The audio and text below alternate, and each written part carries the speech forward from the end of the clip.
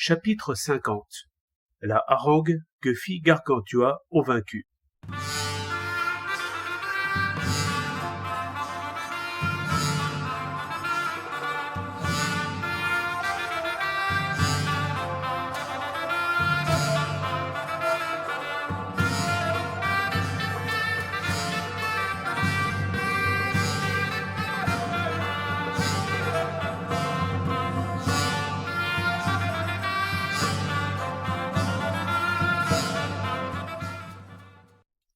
Du plus loin que l'on se souvienne, nos pères, nos aïeux et nos ancêtres ont préféré, tant par bon sens que par un penchant naturel, perpétuer le souvenir de leur triomphe et de leur victoire dans les batailles qu'ils ont livrées en érigeant leurs trophées et leurs monuments dans les cœurs des vaincus, en les graciant plutôt qu'en faisant œuvre d'architecture sur les terres conquises, car ils attachaient plus de prix à la vivante reconnaissance des hommes, gagnée par la générosité, qu'aux inscriptions muettes des arcs, des colonnes et des pyramides, exposées aux intempéries et à la malveillance du premier venu. Vous pouvez vous souvenir de la mansuétude dont ils firent preuve envers les Bretons le jour de la bataille de Saint-Aubin-du-Cormier et lors du démantèlement de Parthenay. On vous a fait savoir, et ce savoir provoque votre étonnement, le bon traitement qu'ils réservèrent aux barbares d'Hispaniola, qui avaient pillé, dépeuplé et saccagé les régions maritimes des Sables d'Olonne et du Talmondais. Tout le ciel que vous voyez a été rempli des louanges et des actions de grâce que vous-même et vos pères adressâtes après qu'Alfarbal, roi de Canard, non content de sa bonne fortune, fit la folie d'envahir le pays d'Aunis, se livrant à la piraterie dans toutes les îles armoricaines et les contrées voisines. Dans un loyal combat naval, il fut vaincu et capturé par mon père, que Dieu le garde et le protège. Mais voilà, alors que les autres rois et empereurs, même parmi ceux qui se font appeler catholiques, l'eussent misérablement traité, emprisonné sans pitié et lourdement rançonné, il le traita courtoisement, lui fit l'amitié de le loger chez lui, dans son palais, et, avec une incroyable débonnaire,, le renvoya en toute liberté, chargé de dons, chargé de faveurs, chargé de tous les témoignages de l'amitié. Qu'en résulta-t-il? Revenu dans ses terres, Alfarbal réunit tous les princes et les États de son royaume, leur exposa les sentiments humanitaires qu'il avait découverts chez nous, et les pria de délibérer à ce propos, afin que le monde trouvât en eux un exemple de magnanimité aimable, de la même façon qu'il avait déjà trouvé en nous un exemple d'amabilité magnanime.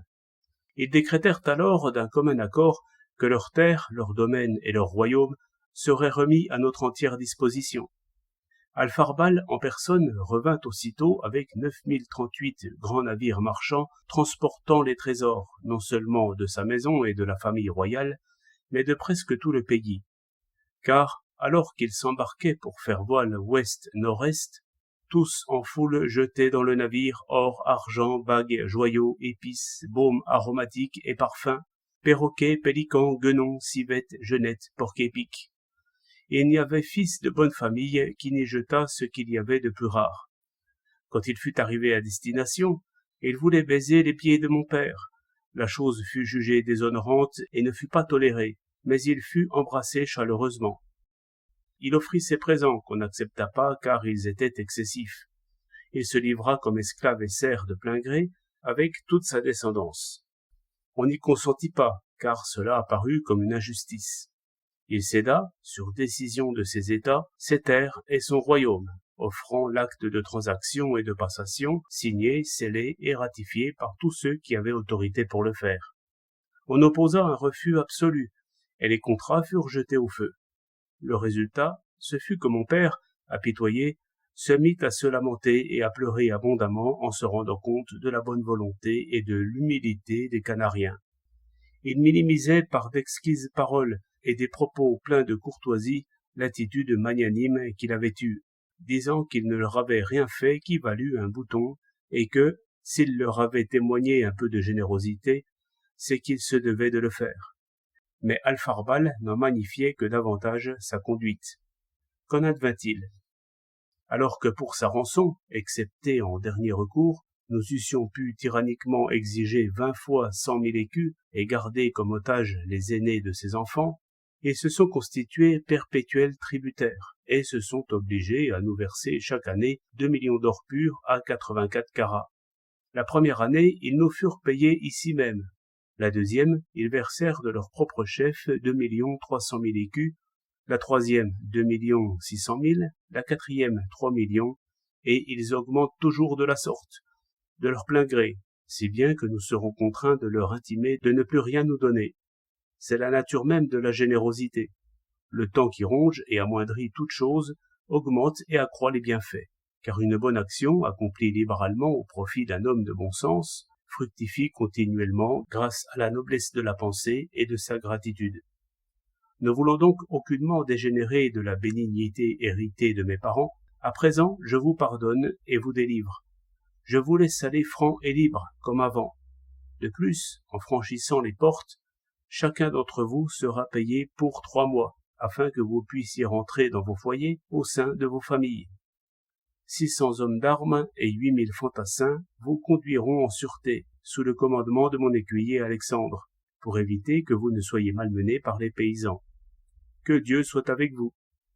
Je regrette de tout mon cœur que Picrocole ne soit pas ici, car je lui aurais fait comprendre que cette guerre avait lieu en dépit de ma volonté, et que je ne souhaitais pas accroître mes biens ou ma renommée.